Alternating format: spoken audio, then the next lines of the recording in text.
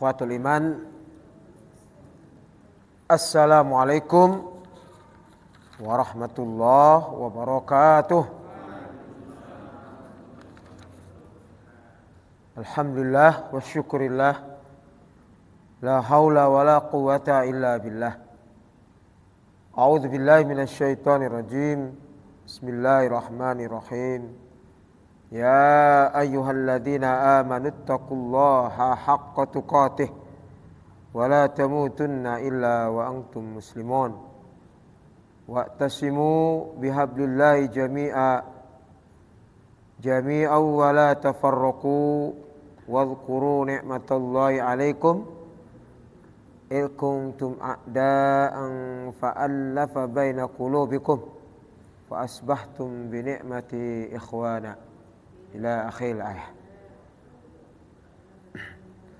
Wa qala aidan fi surati An-Nisa, ya ayyuhalladzina amanu atiullaha wa atiur rasul wa ulil amri minkum fa in tanaza'tum fi syai'in farudduhu ila Allah war rasul in kuntum tu'minuna billahi wal yaumil akhir dzalika khairu wa ahsanu ta'wila. Surah An-Nisa ayat 59. Para ikhwan wal akhwat, dua ayat yang saya bacakan tadi memberikan informasi kepada kita konsep kepemimpinan dalam Islam, khas wahyu. Jadi semua ini, alam semesta ini semua terpimpin, ada kepemimpinan. Tubuh kita ini ada pemimpinnya, yaitu otak kita. Al-Quran itu ada pemimpinnya, namanya Ummul Kitab.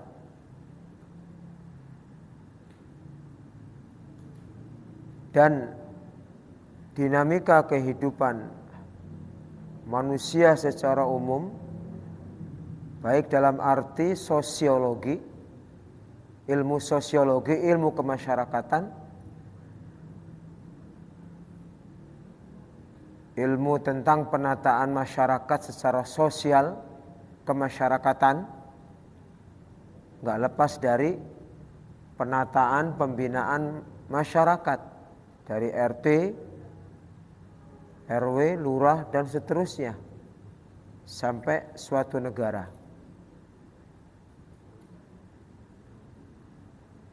Dalam tinjauan syariat lebih-lebih dari itu. Ada khas kepemimpinan syariat Islam, khas wahyu, produk wahyu yang tidak bisa dicampur dengan gagasan serbuan pemikiran manusia. Itu yang dinamai dengan ulil amri minkum. Khas wahyu, bukan khas yang lain. Konsep kepemimpinan dalam Islam ini pertama adalah imamah. Yang pertama adalah imamah, yaitu kepemimpinan umat Islam.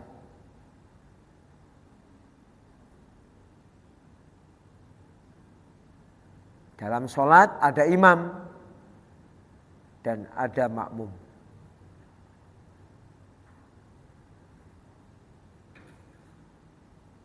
Jika dikatakan sholat berjamaah, syaratnya adalah setelah syarat-syarat yang lain dipenuhi, adanya imam. dan adanya makmum walaupun satu orang.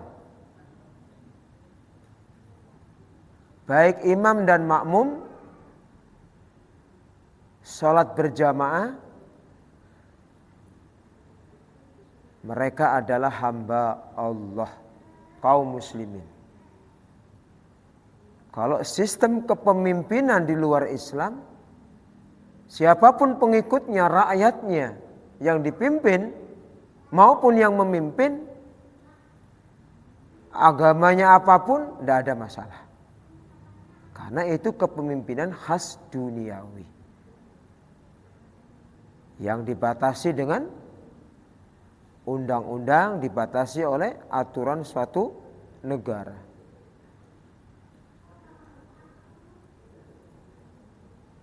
Yang kedua adalah khilafah. Artinya khilafah ini adalah pengganti setelah pola kenabian ini selesai. Pola kenabian berakhir. Wa innahu la nabiyya ba'di. Tidak ada lagi nabi setelahku. Fayakunu khulafa fayaksurun. Dalam sebuah hadis yang terjadi adanya para khalifah yaksurun, jumlahnya sangat banyak. Famada ta'muruni fu fi bai'atil awal fal awal. Kalau banyaknya kekhilafahan muncul dimanapun berada, tinjauan syariat sunnah Rasulullah SAW, fu bi bai'atil awal fal awal fa'tu haqqahu fa inna Allah sa'ilum amma stara'ahum. Fu bi bai'atil awal fal awal, tepatilah baiat yang pertama dan yang paling pertama.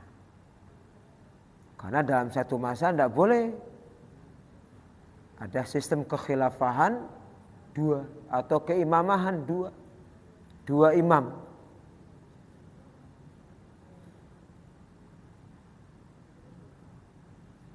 Seperti halnya dalam sholat. Satu masjid tidak boleh ada dua imam. Semua menggabungkan dalam satu keimamahan. Dalam imam sholat. Ini yang sangat simpel untuk bisa dipahami. Andai kata satu masjid ada dua imam, mesti akan berantakan.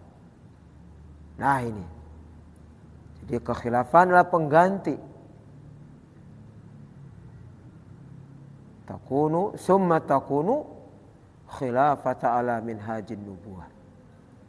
5 fase dalam hadis Haris al-Ash'ari.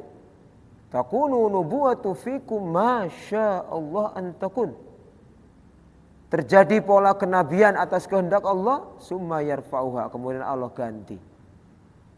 Summa takunu khilafah ala minhajin nubuwah.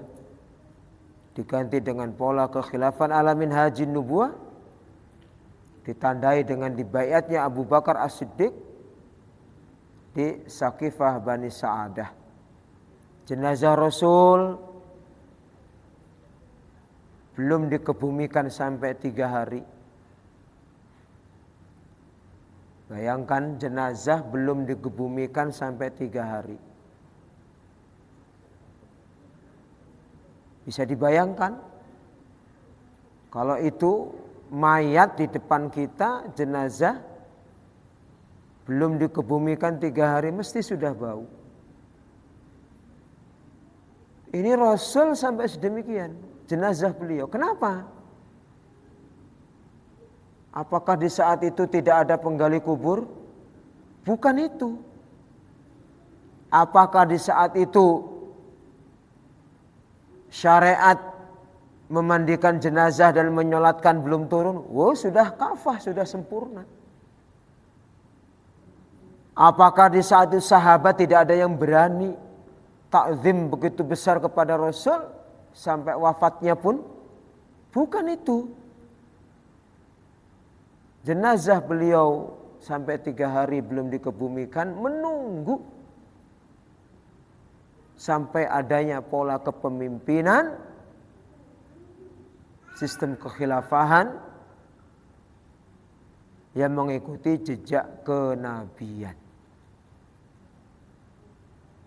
Jadi munculnya lembaga-lembaga yang mengatasnamakan khilafah saat ini dengan corak yang sudah dibumbui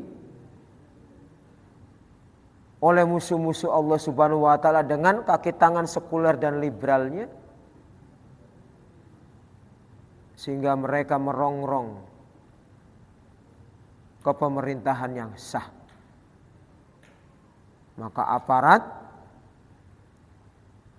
bergerak, pemerintah bergerak, siapapun yang mengganggu eksistensi jalannya pemerintah ya secara konstitusional, siapapun, maka itu akan diamankan. Dan Al-Fakir setuju. Kenapa? Rasul tidak demikian. Tidak pernah Rasul dalam sejarah dan para al-anbiya menjungkir balikkan kekuasaan para pemegang kekuasaan yang ada saat itu, tidak. Kita lihat sejarah bagaimana Nabi Allah Ibrahim alaihissalam kepada ayahnya dan Raja Namrud, bukan masalah kekuasaan, tetapi masalah ketauhidan, supaya mereka meninggalkan sesembahan kepada berhala. Itu saja. Bagaimana Nabi Allah Sulaiman alaihissalam menghadapi Ratu Bilqis, penyembah matahari. Apakah masalah kekuasaan akan terjadi barter, ekspansi peluasan kekuasaan Nabi Sulaiman kepada Ratu Bilqis? Tidak, bukan itu. Masalah ketuhanan, supaya Ratu Bilqis menyembah Allah Subhanahu wa taala dan meninggalkan penyembahan kepada berhala.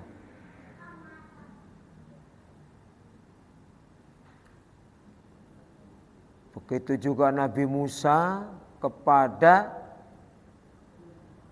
Fir'aun. Apa yang dipermasalahkan Nabi Musa kepada Fir'aun?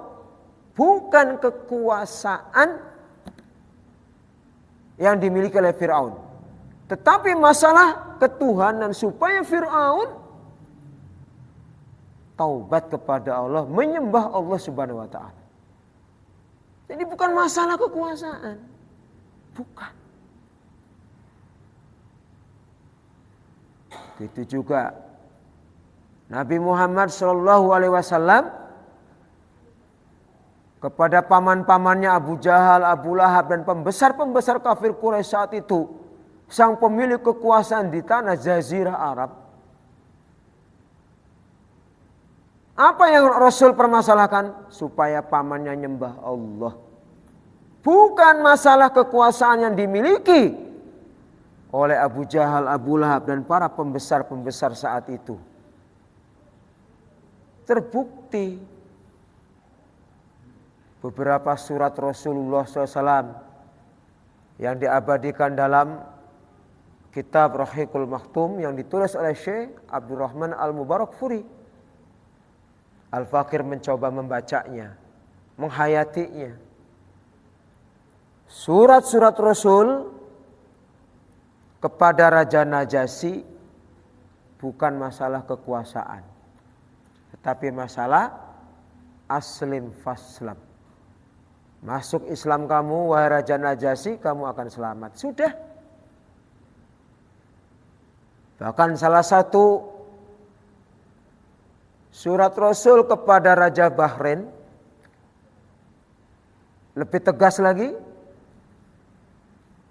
Harapan Raja Bahrain ini menyembah Allah terakhir ditutup dengan wa baqiya mulkaka. Kekuasaanmu tetap. Berarti apa prinsip ajaran syariat Islam ini? Islam diamalkan dengan cara terpimpin dalam pimpinan Allah dan Rasulnya, besarnya Islam dalam satu jamaah wal imamah, bukan ancaman. Justru akan menjadi rahmat seperti pohon besar, tempat berlindung hewan-hewan, rezeki bagi hewan-hewan yang lain.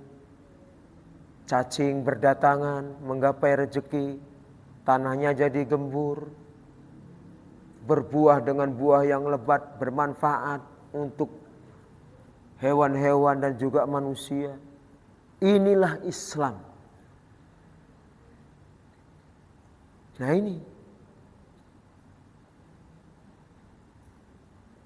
Maka pola kepemimpinan khas Islam ini ulil amri minkum, pola kepemimpinan khas umat Islam. Walaupun tidak sedikit saudara kita, bahkan para ulama memaknai, bahkan menafsirkan ulil amri dengan keragamannya. Ada yang mengatakan khusus para sahabat, ada yang mengatakan khusus para ulama mujtahidin, ada yang mengatakan penguasa satu negeri. Ya kalau dikatakan penguasa satu negeri ya, sedangkan penguasa satu negeri itu milik semua agama, milik semua kepercayaan, bahkan yang tidak sholat pun, tidak menyembah Allah pun menjadi tanggung jawabnya. Nah ini, jadi ulil amri minkum dalam surah An-Nisa itu adalah khas wahyu. Coba Allah memanggil dengan apa? Ya ayyuhalladzina amanu atiullah wa atiur rasul wa ulil amri minkum. Yang dipanggil orang beriman, amanu, kalimat amanu ini. Minkum, ulil amri minkum, uli itu artinya memiliki sebuah urusan. Amri minkum, minkumnya ini adalah kembalinya kepada amanu. Ini kembalinya kepada amanu. Dan ini adalah domir, bentuknya adalah ma'rifat. Sudah diketahui, bukan nakirah. Ma'rifat, jenisnya, keberadaannya adalah khas wahyu. Kembalinya kepada amanu. Nah ini. Ya walaupun termasuk Imam Masjidil Aqsa yang kesekian ketika datang ke Indonesia, ya, yaitu saat menyampaikan perjuangan Al-Aqsa dan Palestina, beliau mengatakan bahwasanya kepemimpinan sistem kesatuan umat Islam itu adalah taifah mutakhassasah, adalah kelompok khusus para cendekiawan dan para ulama. Jadi dianggapnya pola kepemimpinan kesatuan itu yang wajib berjamaah adalah para intelektual dan para alim ulama. Padahal syariat berjamaah kepemimpinan itu berlaku sampai kapanpun dan dimanapun tanpa terkecuali. Maka ulil amri minkum, khas kepemimpinan, khas wahyu Allah, syariat Islam. Kemudian yang ketiga,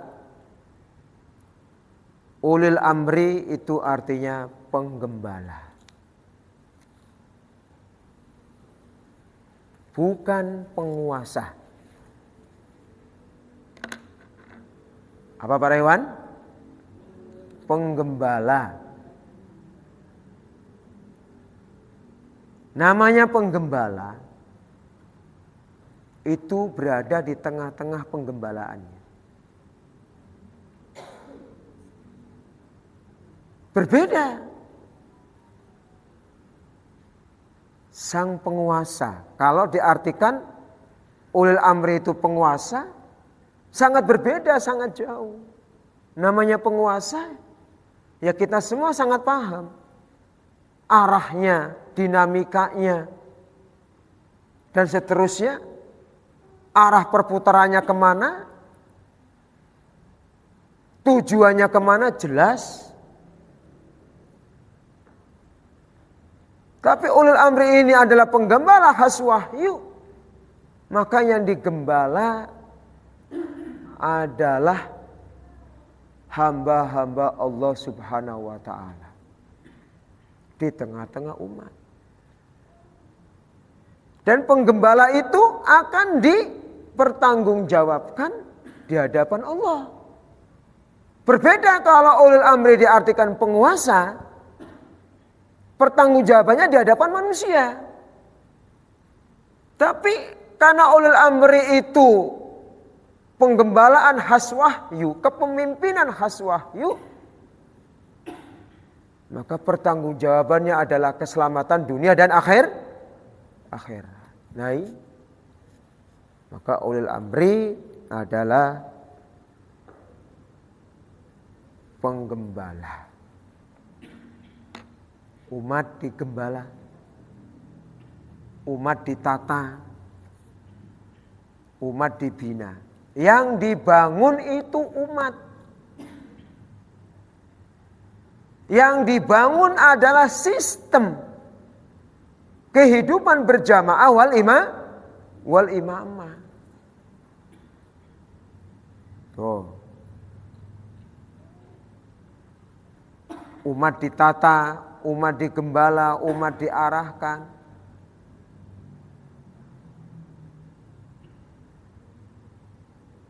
Maka pola kepemimpinan khas Islam atau khas wahyu dengan sebutan imamah, khalifah atau ulul amri, ini semua satu makna, yaitu kepemimpinan bagi dunia Islam dalam satu al-jamaah wal imamah.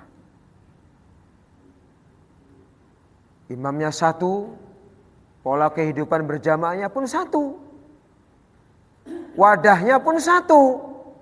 Apa itu? Jamaatul muslimina wa imamahum. Nah ini, para ikhwan wal akhwat yang dimuliakan oleh Allah Subhanahu wa ta'ala, bicara masalah keimamahan, kekhilafahan, ulil amri minkum, dipertegas dan diperkuat dalam At-Tarikh At-Tasyri'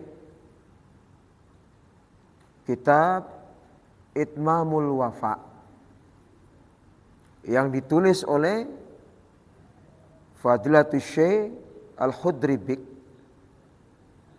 seorang guru sejarah di Mesir saat itu.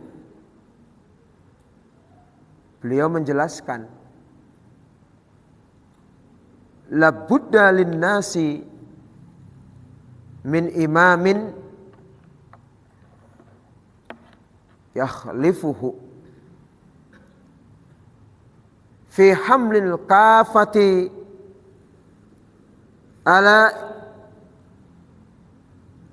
ittiba'i hadad din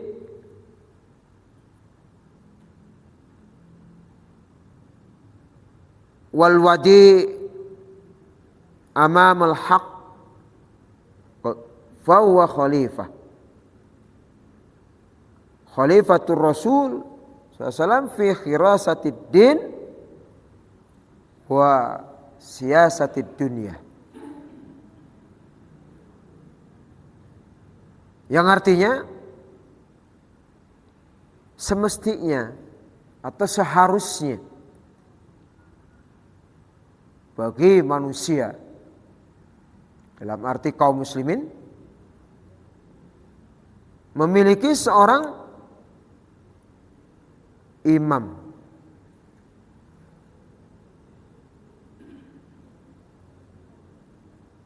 yakhlifuhu min imami yakhlifuhu fi hamil kafah, memiliki seorang imam yang terus menerus tidak putus untuk membawa secara total urusan agama. Ya. Urusan agama di sini liyafiqu kulla insani inda haddihi, untuk menata setiap manusia sesuai dengan ketentuannya. Nah ini artinya keadilan bagi semua manusia. Karena apa? Ada pola kepemimpinan. Kemudian wal wadi amamal haqqi.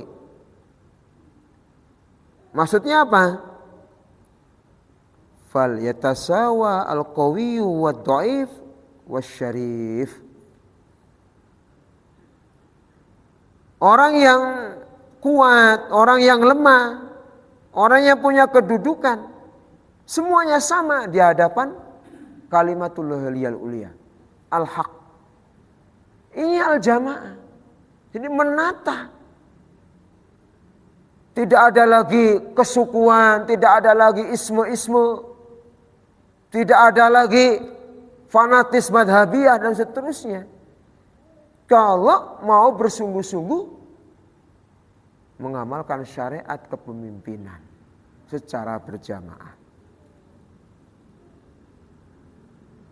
Fahuwa khalifatur Rasul, itulah pengganti Rasulullah SAW fi khirasatid din, dalam penjagaan urusan agama dan penataan kepada wasiasatid dunya, mengatur urusan dunia. Subhanallah. Ini yang ditakuti oleh musuh-musuh Allah Subhanahu wa taala. Maka corak kepemimpinan khilafah ini dibuat menakutkan. Dibuat menakutkan. Tuh. Sehingga fobia. Ya. Khilafah itu berdarah-darah. Khilafah mesti ya disepadani dengan apa? Tandingan kekuasaan. Inilah keberhasilan musuh-musuh Allah dalam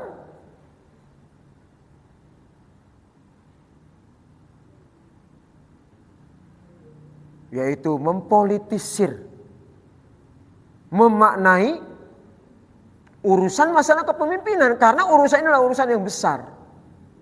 Masya Allah, kita jangan bersedih, jangan khawatir, karena kebenaran diamalkan mesti maslahat bagi semua manusia. Nah, karena itu ikhwatul iman, wajibnya muslimin bersatu padu dalam kalimat Allahil ulia, dalam satu keimamahan, satu kekhilafahan, dalam satu ulil amri minkum, sebagai sentral bagi dunia Islam. Maka dengan berjamaah kita menjadi kuat.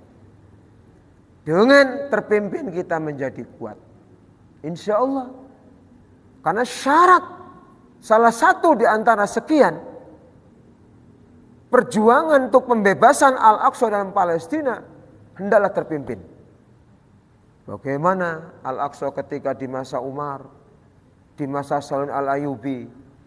Salahuddin Al-Ayyubi membebaskan Al-Aqsa tak lepas dari pesan khalifah. Artinya perjuangan apapun, Al-Aqsa bebas, Palestina merdeka, bahkan termasuk negeri-negeri dimanapun berada ini akan lebih bersahaja, lebih tentram dan tenang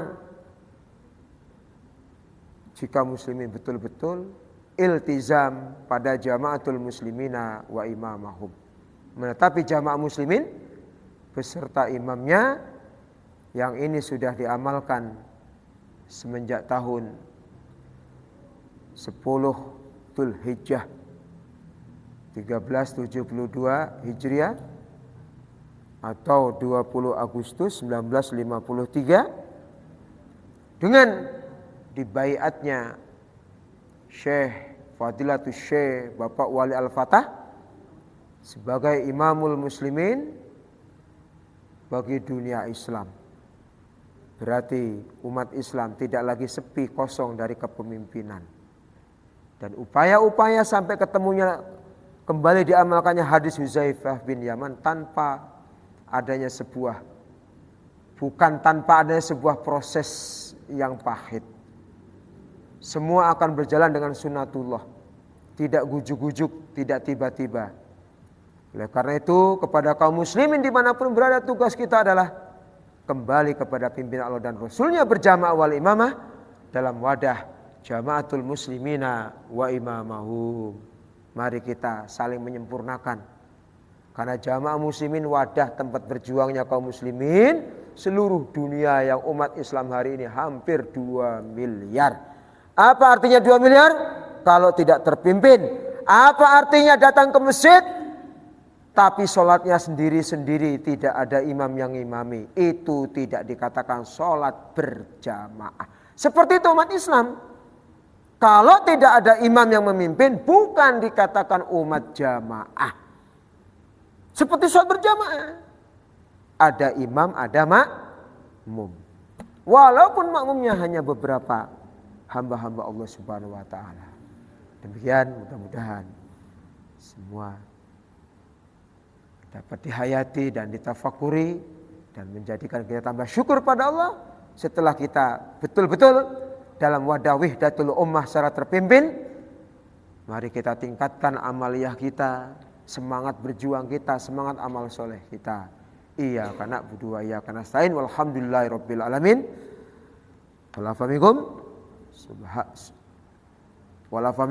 Wabillahi taufiq wal hidayah. Wassalamualaikum warahmatullahi wabarakatuh.